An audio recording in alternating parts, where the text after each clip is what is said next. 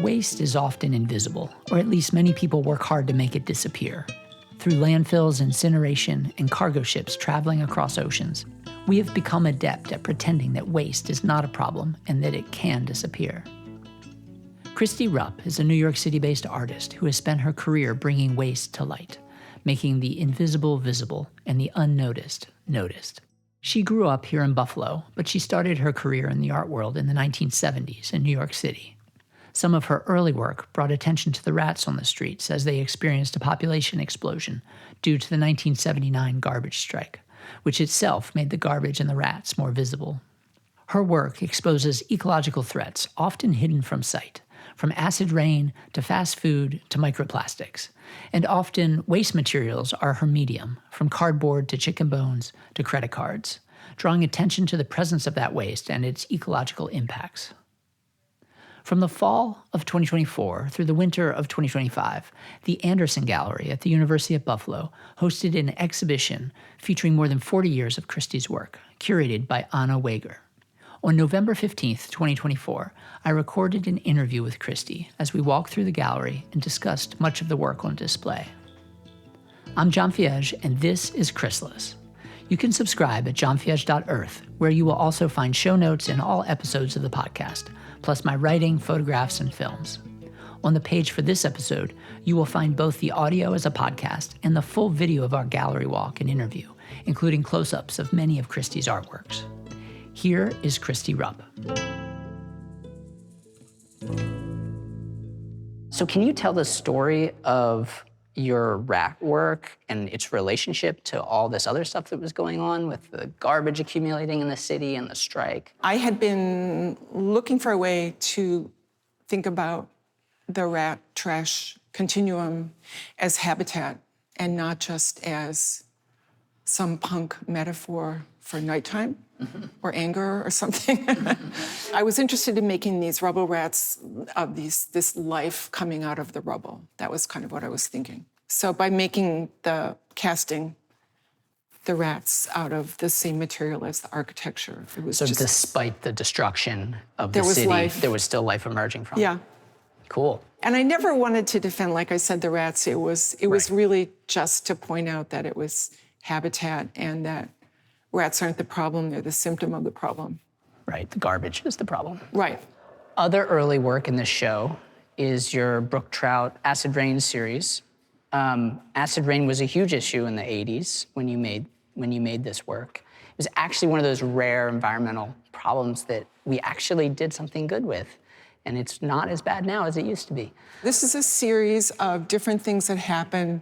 Like in this one, 2 fish have spawned, but they're just waiting endlessly. Not that they actually have any relationship to their offspring, but they're kind of waiting existentially for these eggs that will never hatch. In this one, it's overgrown with algae, so there won't be enough oxygen for the eggs to properly hatch. This one, the babies they have hatched, but they've died. They're all upside down. This one is trying to spawn with one that's already dead. You have some brutal names to these too, like spawning with dead mate, is that one? That would be that one. And adult trout forced to eat its own young. Yes, so that happens, which I thought was a really great metaphor for what happens in our cultures to young. The young become the most vulnerable. Right, and through climate change, we're essentially eating our young. Right. Yeah. So that was kind of, I saw all this as a metaphor for change that happens on a really invisible scale. This work is from 2008. It's various sculptures of birds that look like reconstructed dinosaur skeletons at a natural history museum, but they're not. They're made of fast food chicken bones, largely. These are moas. They were in New Zealand. They went extinct about 600 years ago. And this bird is, well, they're all extinct birds are famous in their own ways for how they reflect their habitat. But this bird in particular was the trophy of a lot of naturalists that were trying to discover things. And there's a really great book called Moa about how they were cobbled together from parts. And they find this all the time in museums where it might be the head of a completely different species is stuck on.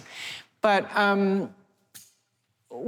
this was a ground nesting bird that was eaten probably by rats or cats brought by sailors to New Zealand. Basically, what I was thinking about, having looked a lot at the Museum of Natural History in New York, they have a reconstructed dodo bird. And when you look at it, it looks a lot like a goose. It's about that size. And you look at it and you think, wow, this disappeared hundreds of years ago. It's a relic, it's really old. And there's this interesting thing about time that happens. But actually that bird could have just been, 18 months old. But you look at it now and you think, wow, that's a really old thing. And then it made me think a lot about factory farming and how chickens today are engineered to go from egg to plastic package in 5 or 6 weeks. And they're engineered to not even be able to stand up. They grow so quickly, their legs don't support them. And so I wanted to kind of play with that idea of preciousness and time and appreciating what's here now instead of like longing for the past. Spinning around to this other wall, you have a piece here that's actually multiple pieces. You have one of your collages that's on display upstairs, but it's blown up to wall size. And then you have 2 sculptures. One is a turtle, one is a life-size manatee skeleton.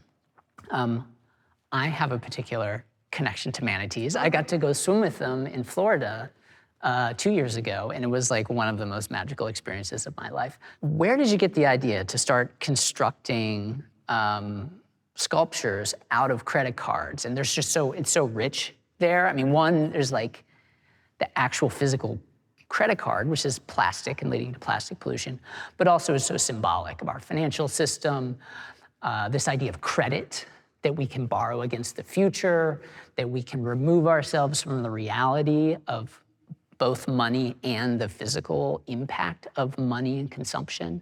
So anyway, very conceptually rich here. So I was just wondering if you could talk about this work specifically, but also kind of how you came to this. Well, first of all, the collage was called On Demand, which I think is an interesting way to think about the environment. It's like we demand, we demand to have comfort. It was kind of originating in the bomb trains that were prophesied as the black snake by the native peoples hundreds of years ago, coming through the landscape. I think the first one I made was this sea turtle that it's probably really hard to see because there's so much background. And it was prior to 2008 when, I don't know how many people remember, but we were getting credit cards in the mail all the time. At first I was saving them thinking, well, this is good plastic, I don't want to throw it away. And then looking at the design and how much energy and resources are put into making these fabulous designs that you want. And I just couldn't throw them away. And eventually I figured out, yeah, they look like plates of a turtle shell. Some of these, like from Chase, were transparent, which I thought was pretty wonderful, because you could really see or had parts that were transparent. Oh, because that's like the fake one they send you to try to get you to buy it. I guess. Or to sign up. I guess they were dummies. I never actually signed up for one, so I'm not sure how. You know what I used to do with those? They would always have like a return postage envelope, and I would write some rude note on it, like, stop sending me your trash, and I would put it, and I would have them pay for the postage back. And so they would open it up. Anyway, I did that for a while.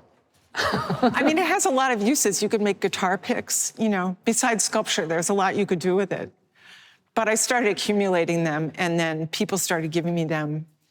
And I just sort of went down the rabbit hole, like you say, of value and how extinction is forever. And we don't really know what we're charging to the future, and especially the interest that is accrued, which is has a lot of parallels with extinction, that there are so many ways that an animal can be threatened by the air, by the water, by the habitat loss. So it just made perfect sense to me that this was a material that could be transformed.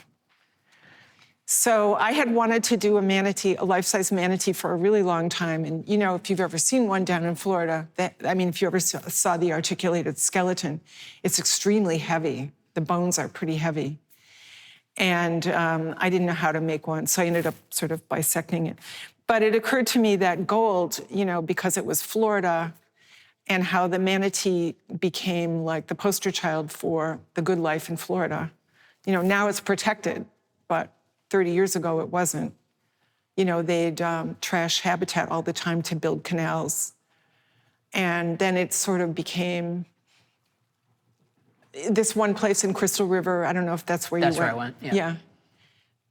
Great place, really fun place to go. Go to Crystal River. If you want That's cool. to see manatees. They discovered this near that Three Sisters Springs.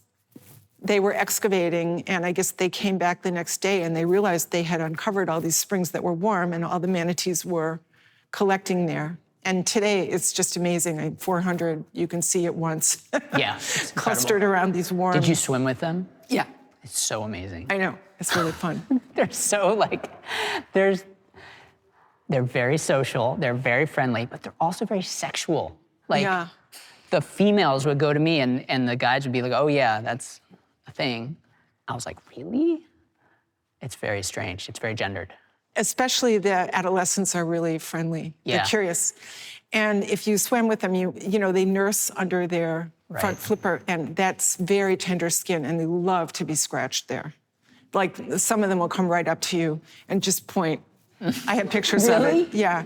And it's very soft flesh, whereas the rest of it is kind of like an elephant. It's tough, and it grows algae. Do you know the story of how art saved the manatees? No? So Jacques Cousteau found out about the manatees in the 70s, and he did a TV series on American television. I have to see And they were being totally decimated by the boats, the speedboats.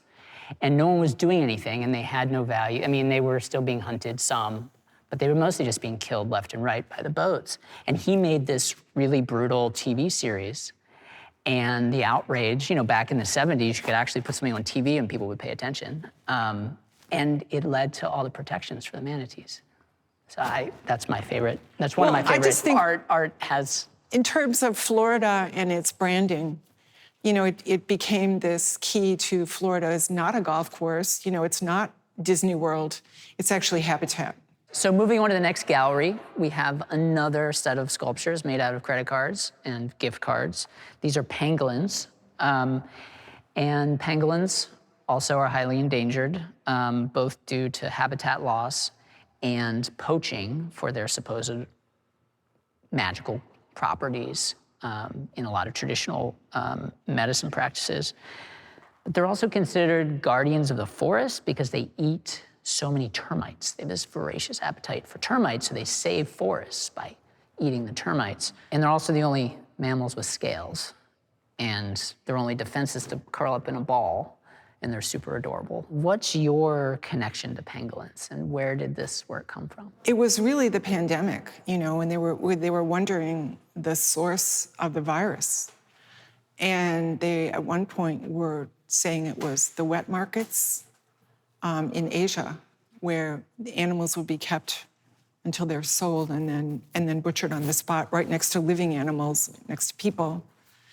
So I was interested in exploring them as sort of the vector, which I think has been pretty much disproven. But yeah, they're so vulnerable. It's the most poached animal, apparently, hundreds of thousands a year. Yeah, they're getting wiped out really, really fast. And they're slow moving, and they do have this value as traditional medicine for their scales. Just an interest in them sculpturally and culturally, and this feeling like we need to notice them.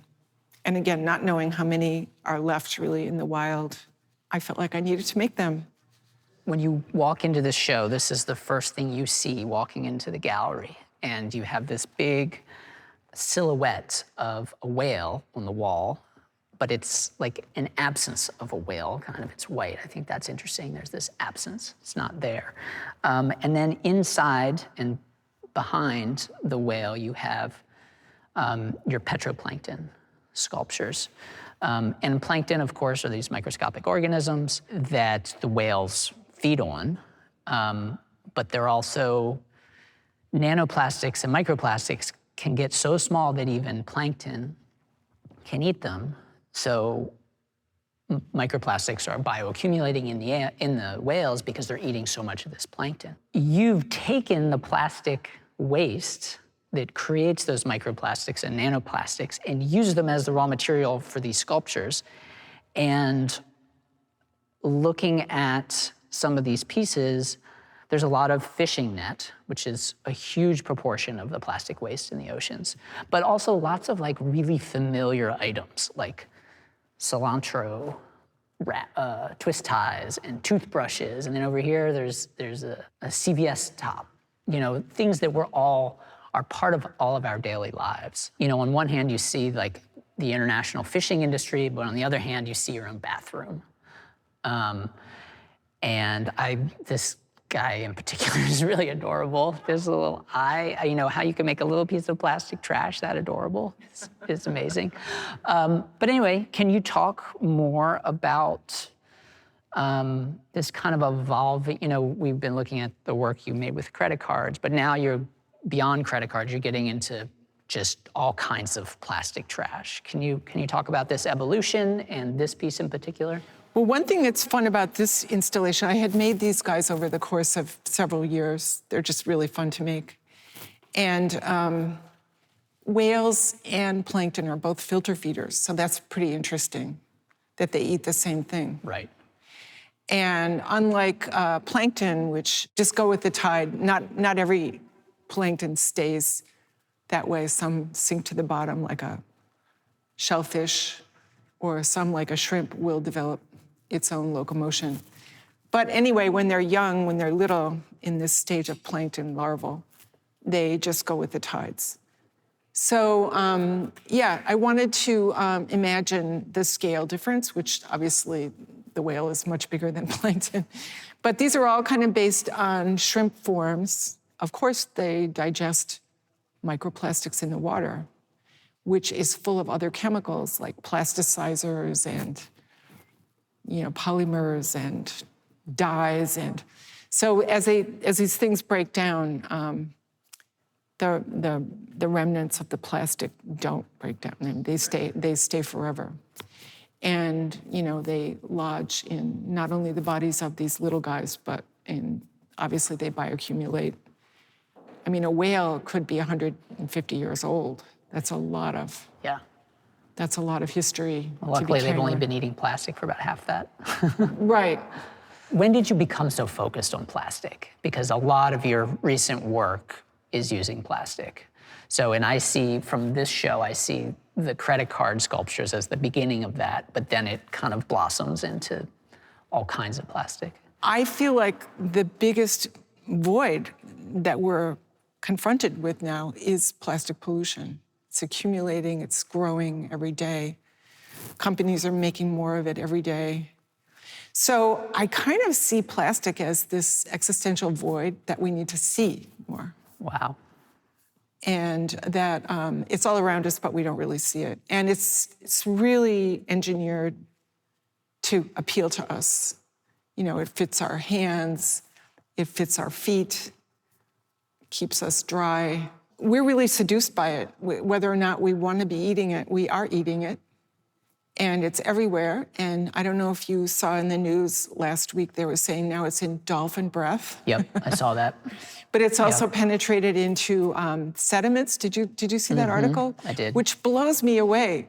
Right, sediments that pre-existed plastic, they've made their way into them through some process. Which is so fascinating because... In outer space, the Marianas Trench, it's everywhere.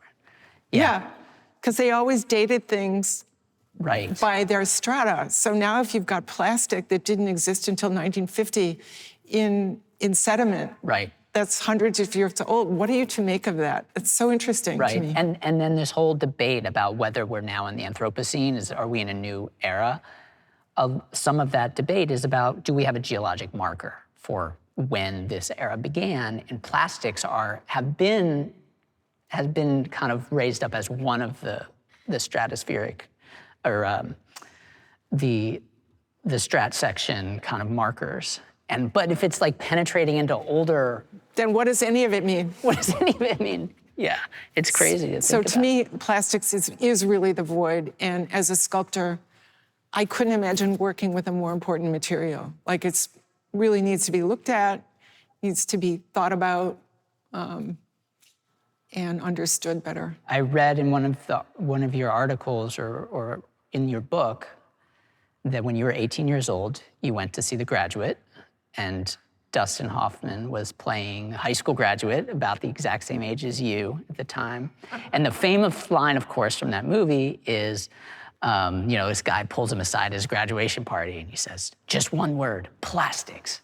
And it seems like you took that advice, but in a totally different way, not to go make $1 bazillion off of it and pollute the planet, but when did you hear that, plastics? Like, did that stick with you from The Graduate? It did. Well, it was supposed to be ironic because his future was so undetermined. Right. And it was supposed to be like, I mean, at one point, we thought plastic was this cheap material, but it's not really a cheap material. It costs a lot to make it, and the environmental cost. As we were transitioning away from fossil fuels, the fossil fuel companies are gearing up to make more and more plastic, and it's the same base material.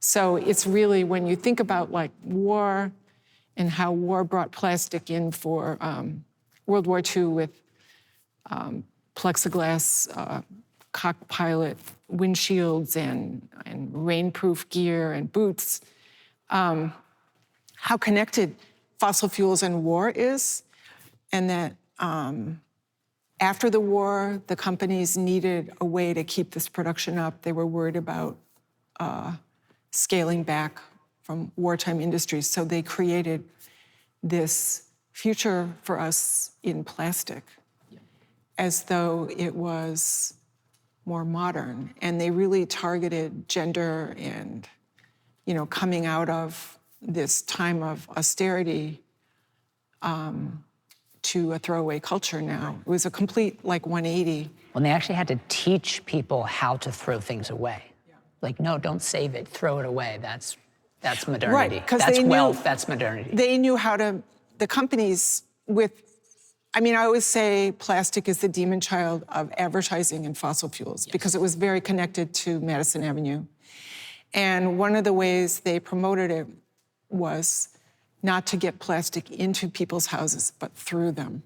Because they knew garbage is a huge business too. And this gets us into the whole rabbit hole of what is the myths about recycling. Right. And who is it invented by? Yeah, and who profits from it. Right. Because so much of our garbage is not recyclable, and yet when you're handed something for free, you think it's free, but it's not free. Right. So again, looking at the void. One thing I find humbling, though, about plastics, and part of this is just Madison Avenue BS, but one of the things that people talked about back then was, we were ravaging the forests all over the planet. We were turning obscene amounts of land into agricultural land. And a lot of this was to produce, fibers for clothes, wood for a house, all kinds of natural materials. And at the same time, earlier than that, we were slaughtering whales. We took whales to the brink of extinction, and fossil fuels saved a lot of this. We replaced whale oil with fossil fuel oil. And then plastics replaced cotton and wood and so many things, metal even. And so part of that's just marketing. That's the way they were justifying it to themselves. But I think there's something genuine about it too. It was, I think if we put ourselves back then, it's like, this does solve some environmental problems actually.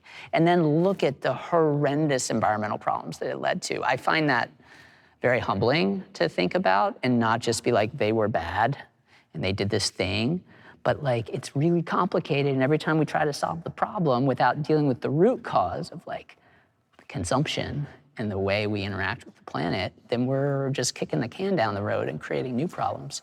There is a dark side of that, which is there wasn't enough whale oil. Right. There wasn't enough ivory to make pool balls and pianos. And so you could say, yes, they were protecting, tortoises and elephants and whales.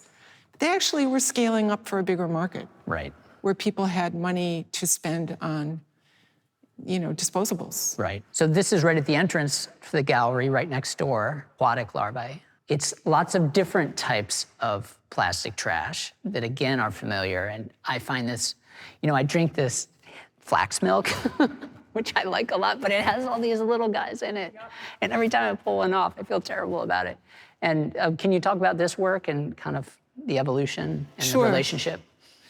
I think one thing that's central to my practice is understanding that you could make 1,000 of these yourself every day and you wouldn't put a dent in plastic. It's not about taking it out of the waste stream. What this particular work was about was everything has an egg sac here.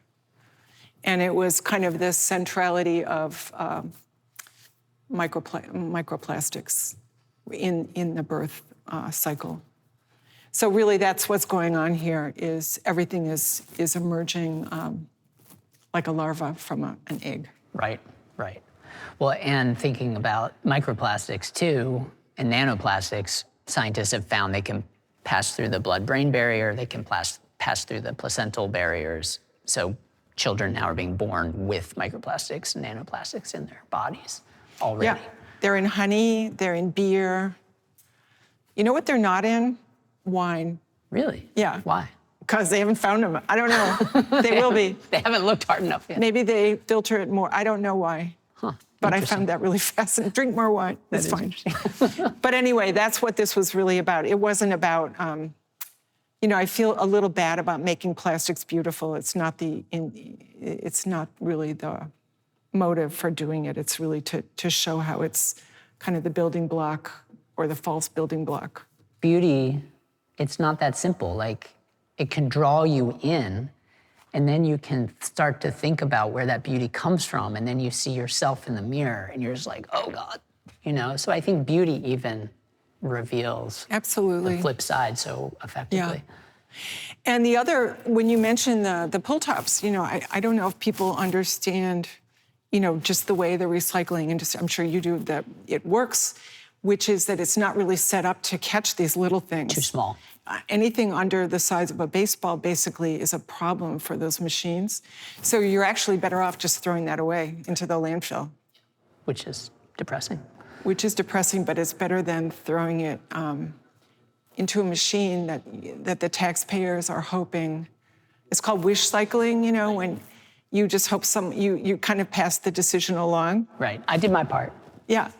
It's not up to me now. And people are confused. They don't know. I mean, when you look at the numbers Intentionally. on the bottom, yes, totally. It's a greenwashing. The whole system is designed to confuse people and make you think it's being recycled. So moving over to this wall, you have more sculptures made of plastic, but these are birds leaving the aquatic realm. And a lot of them are made of fishing net, which of course snags birds. The series is called Snagged. But the other thing that's super interesting about this series is that each of these pieces is a reference to birds from a famous work of art. So you reference Hieronymus Bosch, Joan Miro, Pablo Picasso, Frida Kahlo, M.C. Escher, and John James Audubon. And so there's this really interesting commentary on art history happening. And I'd love for you to talk about your connections to these various pieces, but first I want to dive specifically into John James Audubon because, he is very famous American artist, and he really brought natural history into the popular imagination very effectively, and he placed birds in their natural habitats in the images, in the illustrations, which was a huge development artistically at the time. However, the way he worked was he went out with a shotgun and he would kill the birds, or he would hire people to go kill birds and bring to him so he could draw them close up without moving in the studio and then place them in the natural habitat. So this is a reference to American Flamingo from John James Audubon. And what I find interesting thinking about the opposite of going out with a gun and killing the bird in order to make the art, you've gone out and gathered the materials that are now killing birds and capturing them from the environment and placing them in art, keeping the birds safe. But can you talk about the origin of this whole series, but also kind of, what does this mean to you? What do these mean to you? How does process play into it? Are you thinking about how these various artists worked and how you're working in the present moment? Sure. It started with those net bags that you buy, like potatoes or garlic, things at the supermarket that you might use for 5 minutes, 10 minutes, and then the bag you throw away, and the bag lives forever, and it may end up, because it's very lightweight and strong, it could end up anywhere, often threatening birds. I was motivated to think historically about how we represent birds. And to me, what was fascinating as I looked through art history images for ideas was so many of the images are birds in conflict and struggling for their lives, or they're already dead because they're a food source or they're a trophy. And it got me thinking about how we are so much more interested in wildlife when it's struggling than just for its own wonder and complexity. And just a quick example of that, which I don't want to digress, was in the first Gulf War in Kuwait. They showed us pictures of bombed oil wells, and they showed these cormorants that were affected by they were stuck in the oil, and they were flapping their wings crazy. And it turned out, and that was a way to mobilize us against Saddam Hussein. So they were using the birds to trigger our emotions. But it turned out that footage was from Alaska. It was the same species, the cormorant. From Exxon Valdez? Yeah. Yeah. Isn't And that Valdez happened in '89. Yeah. I was a kid then, and that's one of my early kind of environmentalist moments. Yeah. Is that was very motivating. Well, just the fact that it was the same species a half a world away, Right. Years later, using it to motivate us to want to go to war. Right. And how are they doing it? They couldn't show people being harmed. They wanted to show birds being harmed as a way to get us engaged. And I thought that was amazing. It got me thinking about birds and how the ones that struggle really well they're photogenic, and it becomes a useful tool for basically advertising war, mobilizing for war. So as I looked through some of the art history images, that's sort of what I came to. And like the Frida Kahlo's, she was a lot about her own vulnerability, and her parrots were kind of scared looking.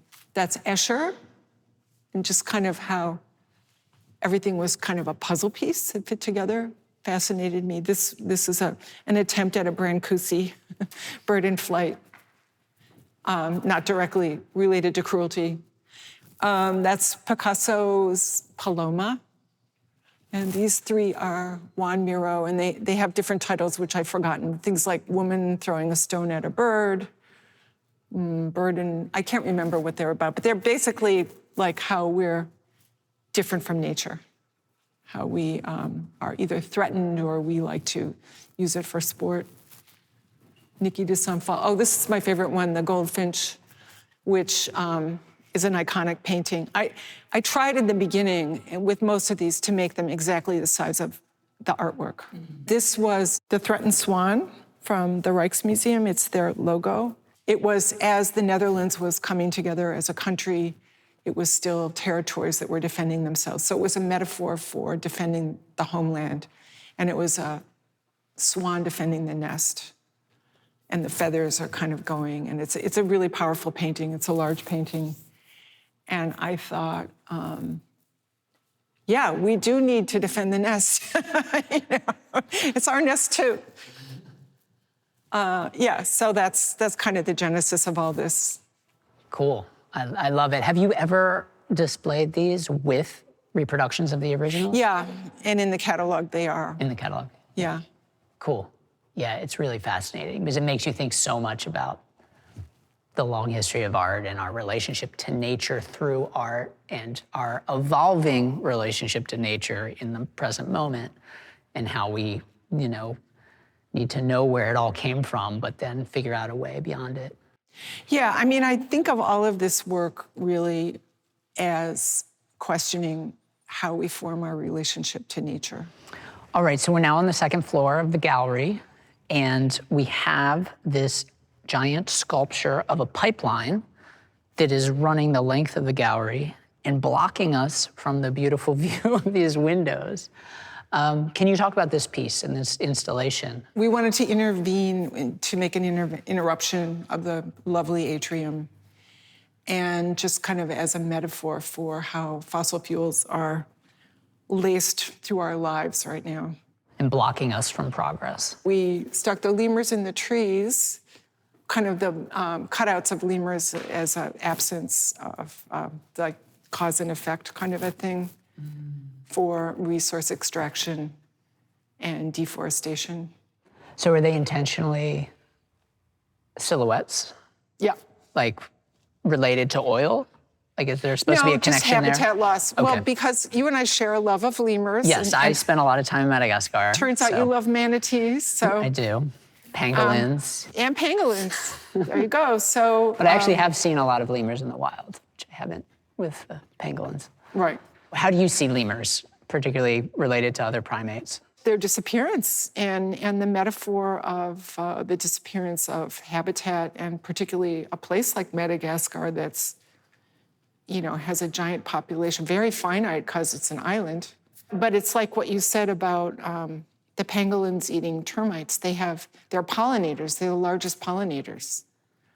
And there are those baobab trees that are very tall, that are pollinated by a bird that doesn't exist anymore, and those trees are 1,000 years old. And they are growing them in botanic gardens around the world, but they'll never come back without the pollinators. Right. So, they're an indicator species for the forest that's disappearing. One of the reasons there's so much biodiversity there is it's been wiped out or evolved separately elsewhere. So lemurs used to be on mainland Africa, but they no longer are. So they're only left in Madagascar. So I like that as a metaphor for the planet is also an island. We've touched on this a little bit already, but I was just wondering, you've been making work that confronts ecological crisis for a long time, but so much of your work has looked at waste as both a medium and a subject matter and an environmental concern. Why, you could have gone a lot of different directions with your interest in manatees and pangolins and lemurs and aquatic life. Why connect it to waste all the time? Why use the waste as the medium? What's going on there? And what has kept you there? It seems like a wellspring, the waste. Like you keep coming up with new ideas. Yeah, no problem. And this is kind of well, waste is valuable. It's intrinsically valuable, but it's also valuable as a business, and also for imagining a business model that's either beneficial or not. I mean, you can create waste, you can make a lot of money by creating waste. Well, you've been making this work through so many different eras and so many different ecological disasters. In your own work, starting from garbage strikes to acid rain, to climate change, oil spills, microplastics. Looking back through that and thinking about where you are now, what do you see the role of art being in terms of confronting these big ecological issues? And how do you see your role specifically in that? I guess I see myself as somebody that wants to protect habitat, and the way to do that is to spread the word and make it visible, try to understand it. Yeah. Well, when you think back to growing up here in Buffalo and your perceptions of nature and animals and the world around you as a kid, how does that look to you now? How has that relationship evolved? How do you see yourself as part of the environment or in relationship to animals in ways that are different than you did when you were growing up? Well, obviously, being old enough to travel and as I'm older now, I have a little more flexibility to travel and see this stuff firsthand. I mean, in the beginning, like rats were there, I think it's relevant well beyond the art world to share this stuff. And, eco-art is defined as kind of the intersection of science, art, and community, and kind of bringing that all into focus closer together. I think that's our role as eco-artists. To connect those things. Yeah. And to allow the audience to see those connections. And draw the audience in. Right. To get them to look and to pay attention. Their place in it. Yeah. Make a place for them. Right. Awesome. Great. Well, I've asked you to bring a quotation to read that's been significant to you. I have it here if you don't have it memorized. Can you read it and then tell me the story behind it and its significance to you? Do you want to look at it? Yeah, I think it was, you can wake a person up if they're asleep, but you can't wake them up if they're pretending to be asleep. Yes. So I remembered that. There you go. Which was a Navajo proverb. So I don't know how old it is. But the idea that if you're not predisposed to learning this stuff, it's very hard to have a dialogue. So artists maybe have another inroad into that, waking people up. Do you have experiences or stories of people walking into one of your shows and realizing either they're asleep or they're pretending to be asleep? That's a really good question. I don't know. I mean, that's a very good question. I think art kind of neutralizes things in a way. I think it's great if you can find venues that are closer to people's daily lives. Art does greenwash things. Yes. It art washes things. And can make horrible things beautiful. And I mean, sometimes that beauty can bring our awareness, but it sometimes can mask. Thank you so much for walking through this. This is a new experience for me. Thank you for thinking about it. Yeah. Asking these great questions. Thank you for continuing with this work that's so hard, but so amazing at the same time. Oh, you too. And continuing all through your career. Thanks so much. We're not going to run out of work. No, we will not. Yeah. For better or worse. All right, thank you so much. Thank you. Thank you so much for listening to the Chrysalis podcast. Please subscribe at johnfiege.earth, where you can also find show notes and all episodes of the podcast, plus my writing, photographs, and films. I want to send a very special thank you to all of our paid subscribers. Your membership allows us to grow, flourish, and remain free and ad-free for everyone. Your belief in the work that we're doing and your generous support mean the world to me and the podcast team. Thank you.